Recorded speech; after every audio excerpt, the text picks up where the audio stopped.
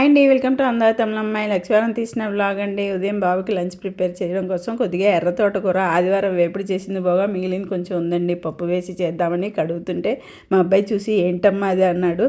ఎర్ర తోటకూర అన్నాను. నువ్వు రకరకాల రంగురంగుల ఆకుకూరలన్నీ నా మీద ప్రయోగం చేయకు, కావాలంటే నువ్వు వండుకొని నేను నాకు వద్దన్నాడండి. ఇంకా తప్పలేదండి. వాడికి లెమన్ రైస్ బంగాళదుంప వేపుడు చేసి లంచ్ బాక్స్ పెట్టేసి నేను కొంచెం ఫ్రూట్స్ సత్తుపిండితో జావ చేసుకుని తాగేసి తర్వాత అయితే వంట పని స్టార్ట్ చేశాను. మాకు కొద్దిగా పెసరపప్పు వేసి ఎర్ర తోటకూర అయితే చేశానండి. తోటకూర రంగే వేరేగా ఉంది కానీ టేస్ట్ అయితే ఒకేలాగే ఉందండి. పెద్దగా డిఫరెన్స్ లేదు.